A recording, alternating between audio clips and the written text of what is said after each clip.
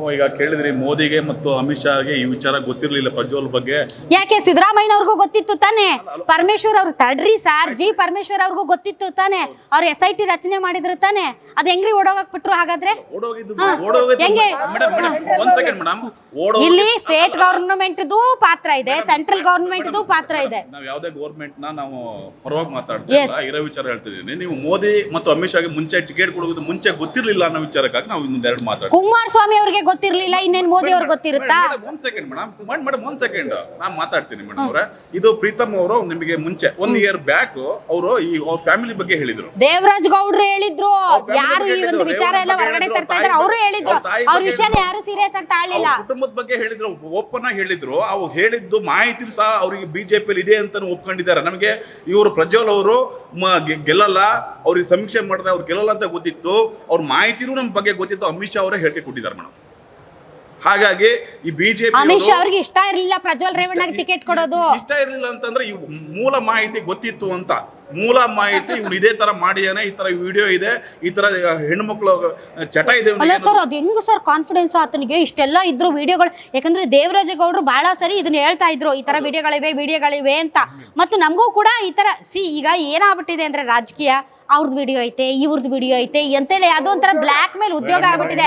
ಅದನ್ನ ಯಾರು ಸೀರಿಯಸ್ ಆಗಿ ತಗೊಳ್ಳಲ್ಲ. ಯಾಕೆಂದ್ರೆ ಇದು ಒಂಥರ ಹುಲಿ ಬಂತು ಹುಲಿ ಕತೆ, ನಿಂದೈತೆ ಅಂತ ಯಾರು ಸೀರಿಯಸ್ ತಗೊಳ್ಳಿಲ್ಲ. ಆದ್ರೆ ಆ ಮನುಷ್ಯನ ಕಾನ್ಫಿಡೆನ್ಸ್ ನೋಡಿ, ಇಷ್ಟೆಲ್ಲ ನಂದು ಕೊಳತು ನಾರ್ತಾ ಇದೆ, ನಾನು ಹೆಂಗಪ್ಪ ನಾನು ಎಲೆಕ್ಷನ್ ನಿಂತ್ಕೊಳ್ಬೇಕು ಅನ್ನೋ ಒಂದು ಸಣ್ಣ ಭಯ ಬೇಡವಾ ಸರ್ ಆ ಮನುಷ್ಯನ್ಗೆ? ಏನಾರು ತಾಕತ್ತಿದ್ರೆ, ಮೋದಿ ಅವರಿಗೆ ಏನಾರು ತಾಕತ್ತಿದ್ರೆ ಇವತ್ತು ಈ ದಿನವೇ JDS ಜೊತೆಗೆ ತಮ್ಮ ಸಂಬಂಧಗಳನ್ನ ಕಳ್ಕೊಳ್ಬೇಕು. ಮಹಿಳೆಯರಿಗೆ ಸಪೋರ್ಟ್ ಮಾಡೋದು ಅಲ್ಲ ಸರ್, ಅವ್ನು ಮಾಡಿದ್ದು ಕೆಲಸಕ್ಕೆ JDSಗೆ ಇವಾಗ ಕಾಂಗ್ರೆಸ್ ತಡ್ರಿ ಸರ್, ಕಾಂಗ್ರೆಸ್ ಪಾರ್ಟಿಯಲ್ಲಿ ಯಾರು ಏನು ತಪ್ಪೇ ಮಾಡಿಲ್ವಾ? ಕಾಂಗ್ರೆಸ್ ಪಾರ್ಟಿಯಲ್ಲಿ ಇರೋರು ಕಾರ್ಯಕರ್ತರು ಯಾವತ್ತು ಯಾವುದೇ ಒಂದು ಕ್ರಿಮಿನಲ್ ಆಕ್ಟಿವಿಟೀಸ್ ಅಲ್ಲಿ ಭಾಗವಹಿಸಿದ್ದಾರೆ ಅಂದ ಮಾತ್ರಕ್ಕೆ ನೀವು ಎಲ್ಲ ರಾಹುಲ್ ಗಾಂಧಿದೇ ತಪ್ಪು ಅಂದ್ರೆ ಸುಮ್ಮನೆ ಇರ್ತೀರಾ? ಅಲ್ಲ ಮೇಡಮ್, ರಾಹುಲ್ ಗಾಂಧಿ ತಪ್ಪು ಅನ್ನೋದಲ್ಲ.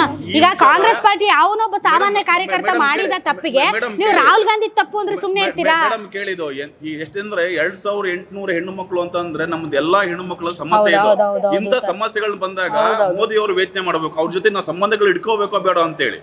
ಅದನ್ನ ಸಂಬಂಧಗಳನ್ನ ಕಳ್ಸ್ಕೊಂಡ್ರೆ ಮಾತ್ರ ಅವ್ರಿಗೆ ಒಂದು ಬೆಲೆ ಸಿಗತ್ತೆ.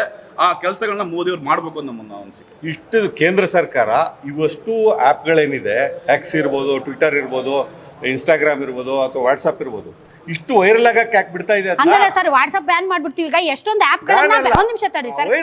ಅಲ್ಲ ಹೌದು, ಅದಕ್ಕೆ ಪೂರಕವಾಗಿ ಈಗ ಬಹಳಷ್ಟು ಆಪ್ಗಳನ್ನ ಬ್ಯಾನ್ ಮಾಡಿದ್ರು. ಉದಾಹರಣೆಗೆ ಈ PUBG ಅದು ಇದು ಈ ಕೆಲವೊಂದು ಚೈನೀಸ್ ಆಪ್ಗಳನ್ನ ಬ್ಯಾನ್ ಮಾಡಿದ್ರು, ಹೌದಲ್ಲ ಸರ್? ಬ್ಯಾನ್ ಮಾಡಿ ಅವುಗಳನ್ನ ಯಾರು ಕೂಡ ಉಪಯೋಗಿಸ್ಕೊಳಕ್ ಆಗದೆ ಇರೋ ರೀತಿ ಮಾಡಿದ್ರು.